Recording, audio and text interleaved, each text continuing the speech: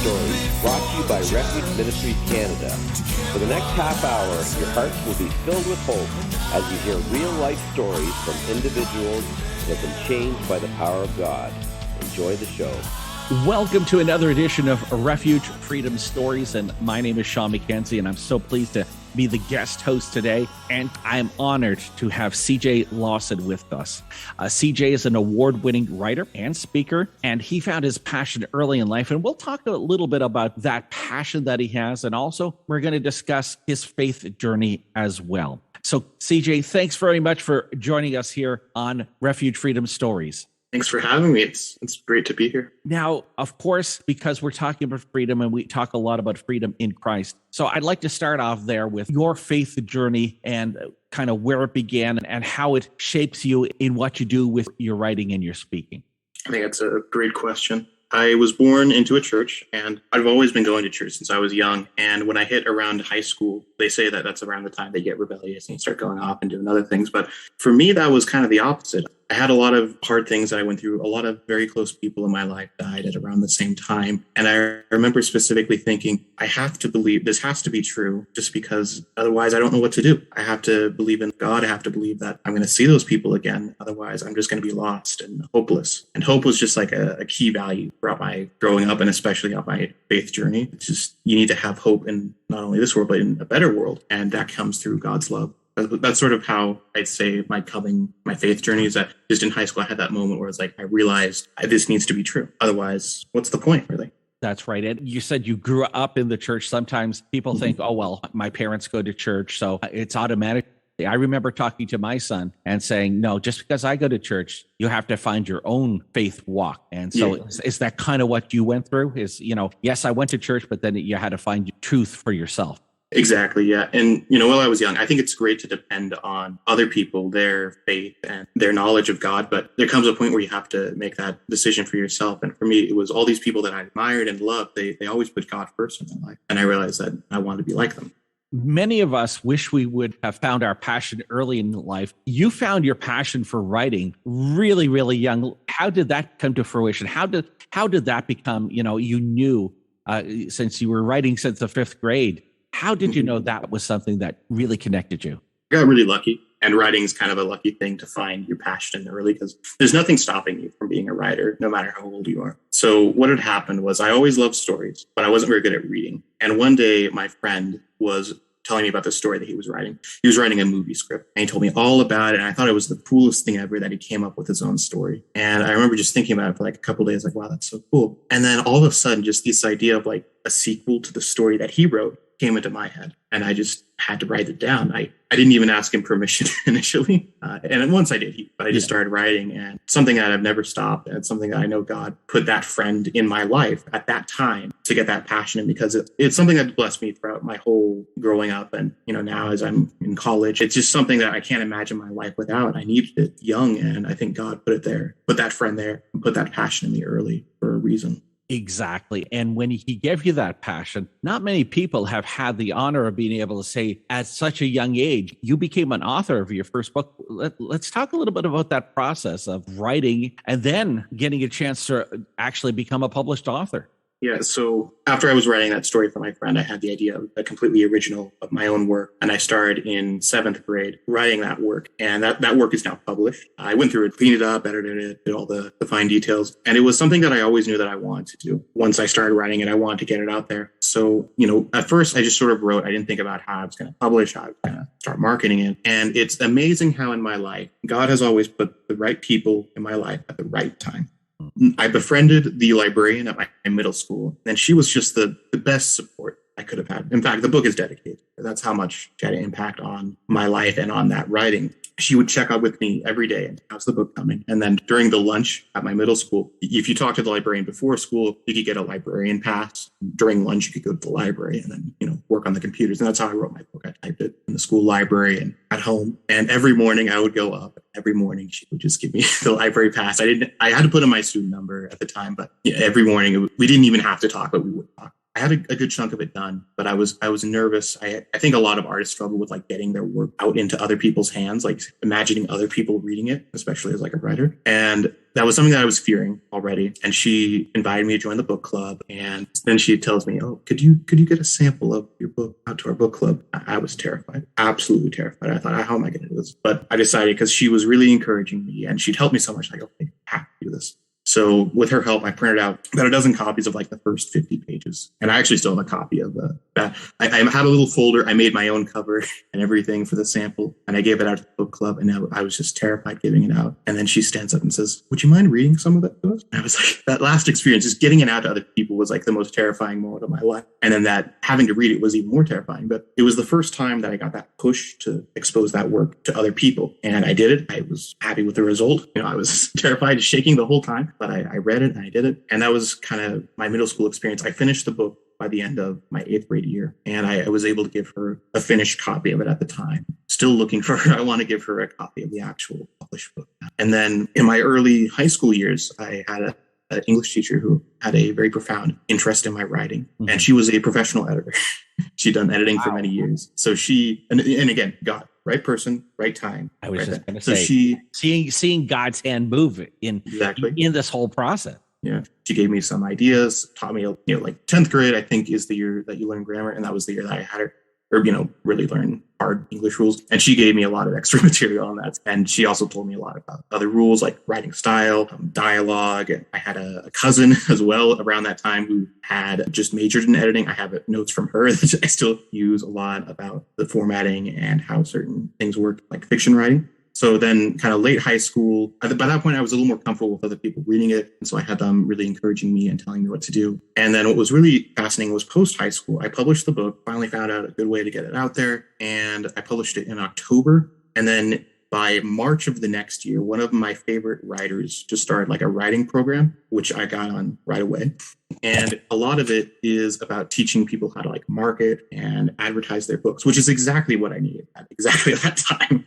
Throughout this whole journey, like the book's been out about a year now, and it's just the whole journey. I can just see people who were put there at the right time, at the right place. And that's so encouraging. Now, I should tell our listeners, so let's talk about the writing style you have. Where is your writing more geared towards? I believe it's a somewhat teen and young adults. Mm-hmm. Am I correct?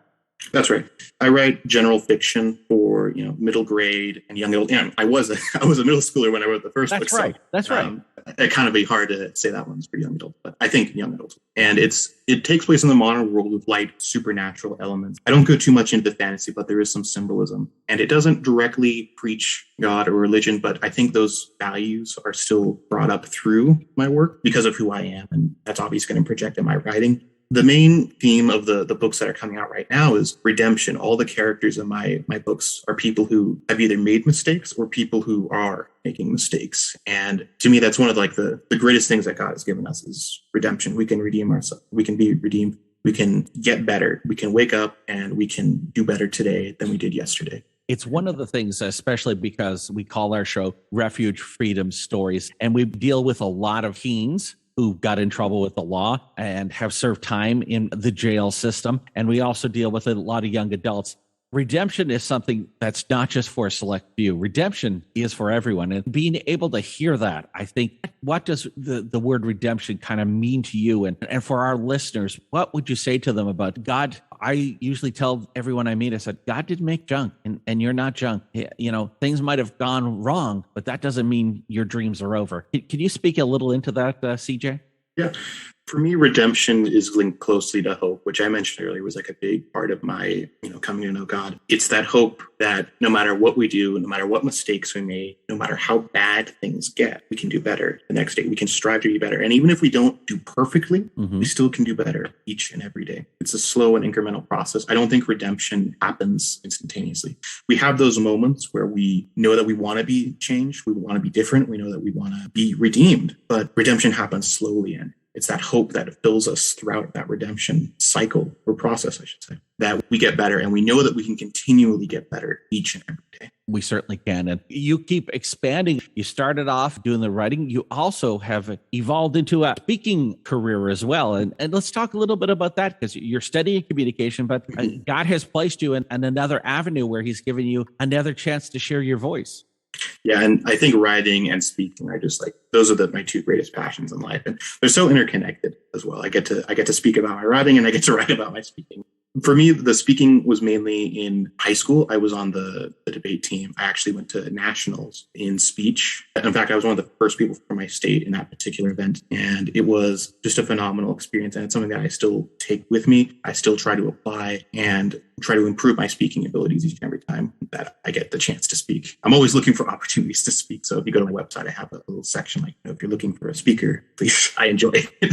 I enjoy it, yes. And the thing when we were going through your bio on your website, when you're not writing or in school, you work with individuals who have autism. Let's talk about that. Why this particular group do you have a passion to speak to? Yeah, I was in high school, kind of still right before that kind of great awakening moment. And I was feeling really alone and isolated at the time when my church, they have a program where every week they gather kids who have autism and special needs. And it's sort of like just a fun weekly activity that you get to do with them. And they have other kids come in and get to help and, help these kids be involved in the activities that they do. That was one of the few places in my high school experience where I said, I feel like I belong here. People love me. I love these people. They all had a love of God. And the faith in God that these individuals have is just incredible. We get to talk and get to praise God. And I work with some people who don't always have a voice, but they believe more than you can imagine. I've seen people like go completely still, or I've seen other kids, get up and, when the answer to a question is Jesus, they'll jump up and they'll scream with joy. It's Jesus. It's Jesus. And it's so fun watching that pure love for God and Jesus that they have. It's just a reminder to all of us. If you know someone with autism, that it's a blessing in everyone's life to know someone like that and to know the pure joy that they can have, especially about. It certainly is. I know I have several people that I've worked with throughout my career who've been on the autism spectrum. My son is on the autism spectrum with Asperger's. And you know what? People sometimes say, that must be difficult. I go, no, it's an actual blessing because it helps me be a better person. Do you find that when you get to work with the individuals who have autism, it actually helps you? God is using you at that moment and he's refining you because he's making you understand from a whole different perspective. Do you find that, CJ?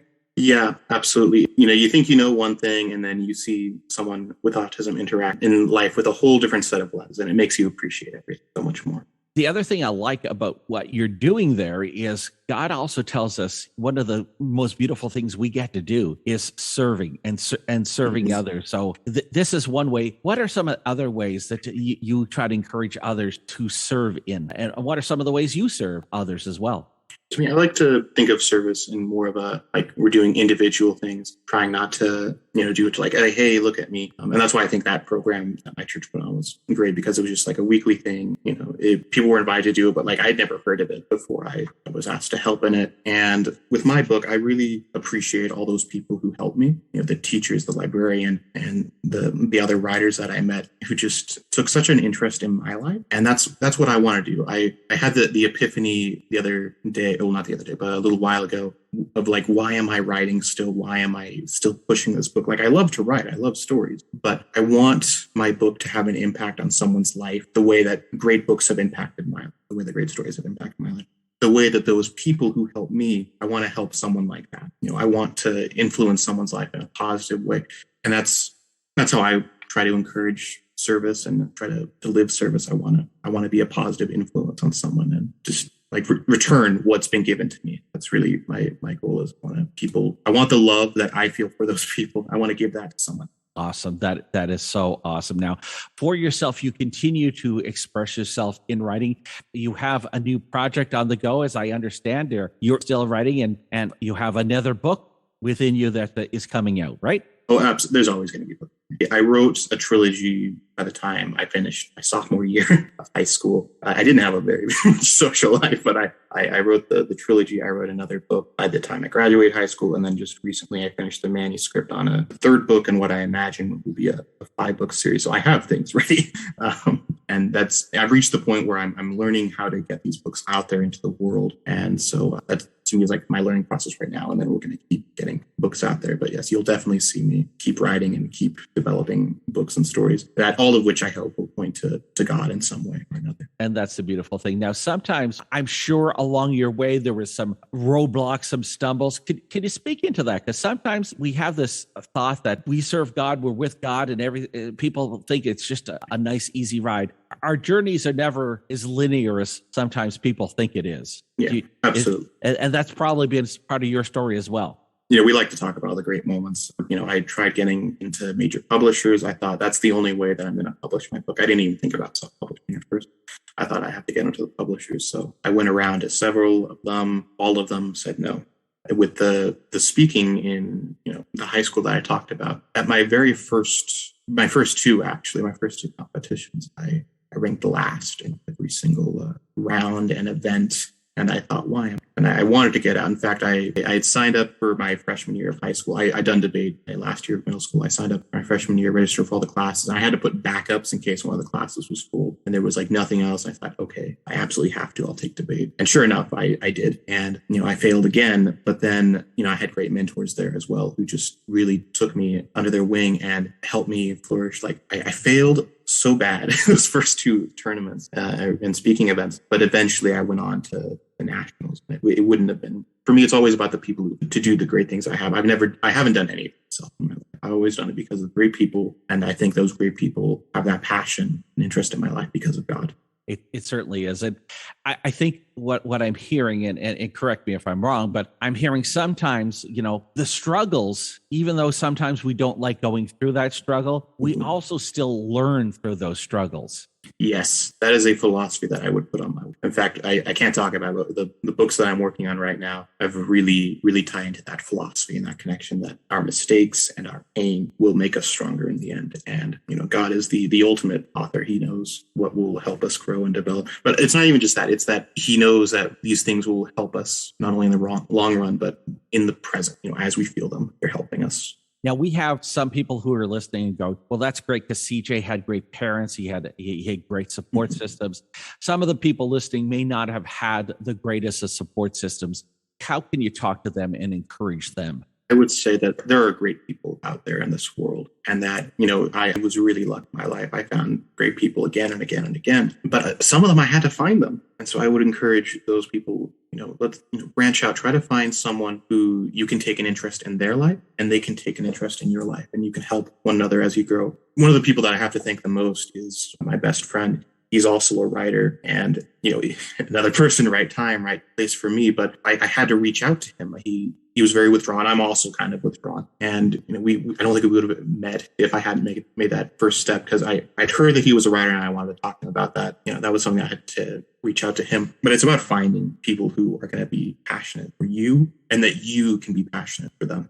I like when I was reading your bio as I was preparing for the interview. You touched on it a little bit, but in our last couple of minutes, I really want to hit home on this is books. Sometimes people go, I don't want to read, but I know for myself, good books and good authors. This is your line from your bio. Good books and good authors have had a profound impact on you.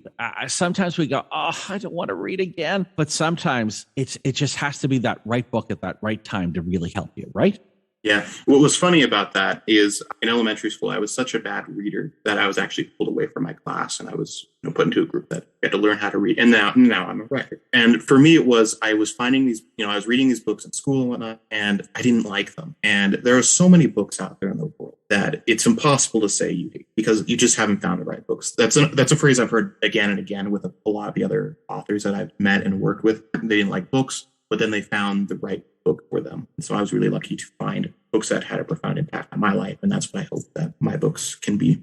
For me, I kind of the tagline that I guess I'm going with nowadays is I try to write books for people who don't like to read, because I didn't like to read until I found a book that really intrigued. And that's so cool, because that really is it. Because sometimes we go, I don't like to read, but it maybe sometimes it's just the subject matter. We've got a minute left. I'm going to give you the opportunity. If people want to find more out about you, CJ, how can people find out more about your book, your writing, and how can they connect with you?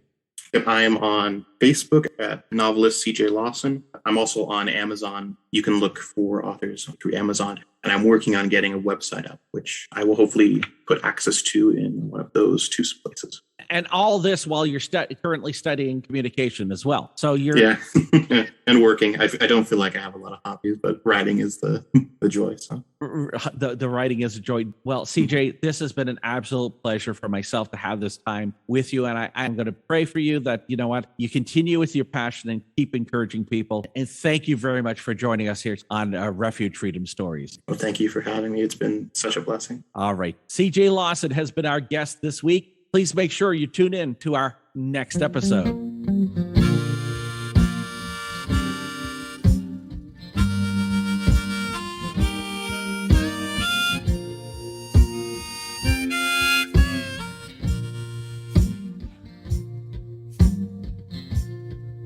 I was sitting in my kitchen alone the other night, thinking about old time, close call in my life.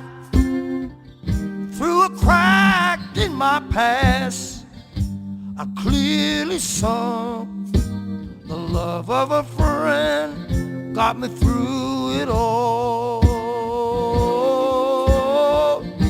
A friend indeed is a true friend indeed, and it's something that cannot be bought. When you're down on your knees, a friend is all you need, and that's when a little means a lot. Oh, that's when a little means a lot. Now there's a fine balance to where we all stand right now. The reflection in my mirror could be 6 feet in the ground, and the man in the mansion could be the man out on the street.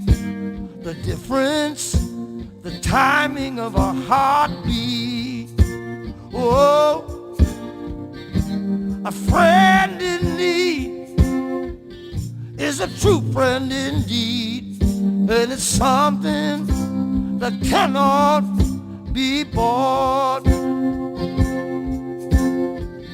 When you're down on your knees, a friend is all you need, and that's when a little means a lot. Oh, that's when a little means a lot.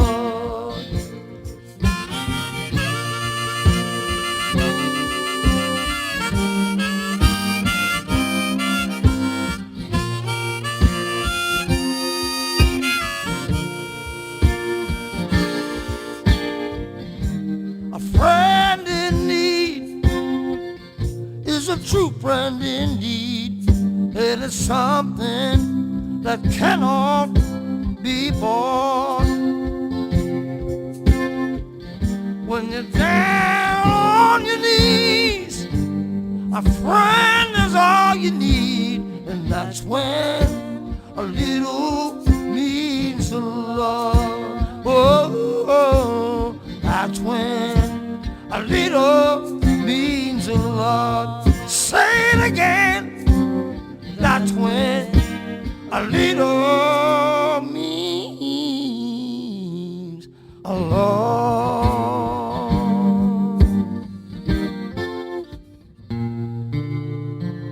I hope that you have enjoyed the last half hour as much as I did. Thank you again to Refuge Ministries Canada for hosting the show. So until next Friday, may God richly bless you with peace, love, and happiness. We at Refuge Ministries are so blessed by the success of Refuge Freedom Stories and podcasts. In addition, we focus on youth prison ministry, release kits, and many other diverse outreaches to the needs of our community. As a nonprofit, there are many costs involved, however, and we are asking for your support. Financial gifts can be made via our website at www.refugeministriescanada.com or by calling 519-701-0108. Your giving makes this work possible, and we thank you in advance for your support. That's 519-701-0108. God bless you.